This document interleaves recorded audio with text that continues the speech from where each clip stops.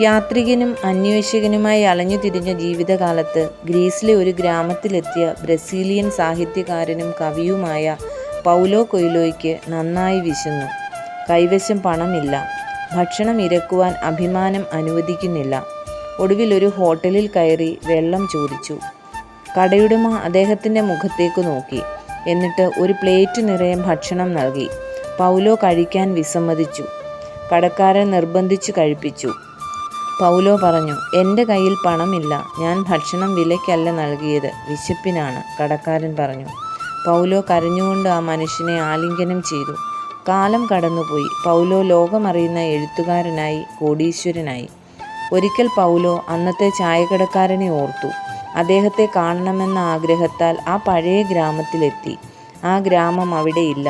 പകരം ഒരു പട്ടണം. ആ ചായക്കടയും കാണാനില്ല. അന്വേഷണത്തിൽ വർഷങ്ങൾക്ക് മുൻപ് അയാൾ 100 കിലോമീറ്റർ അകലെയുള്ള ഒരു കുഗ്രാമത്തിലേക്ക് പോയി എന്നും കൃഷിക്കാരനായി എന്നും ഇന്ന് ജീവനോടെ ഉണ്ടോ എന്നറിയില്ല എന്നും മനസ്സിലാക്കി.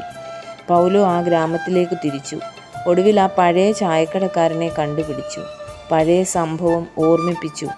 ഇപ്പോൾ എനിക്ക് ധാരാളം പണമുണ്ട്. ഞാൻ എങ്ങനെ അങ്ങയെ സഹായിക്കണം? പൗലോ ചോദിച്ചു.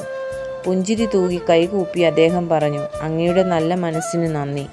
അങ്ങയുടെ വളർച്ചയിൽ ഞാൻ സന്തോഷിക്കുന്നു. എന്നെ തേടി വന്നതിനും നന്ദി. എന്നാൽ എൻ്റെ സഹായത്തിനു പകരം സഹായം ചെയ്യാൻ അങ്ങേക്ക് കഴിയില്ല. ഞാൻ അങ്ങയെയല്ല, അങ്ങയുടെ വിശപ്പിനെയാണ് സഹായിച്ചത്. അങ്ങ് അന്ന് അനുഭവിച്ച വിശപ്പ് എനിക്കിന്നില്ല.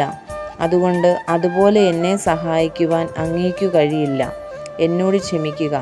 അദ്ദേഹത്തിൻ്റെ വാക്കുകൾ പൗലോയുടെ ഹൃദയത്തിൽ തട്ടി. അദ്ദേഹത്തെ നമസ്കരിച്ച് പൗലോ മടങ്ങി.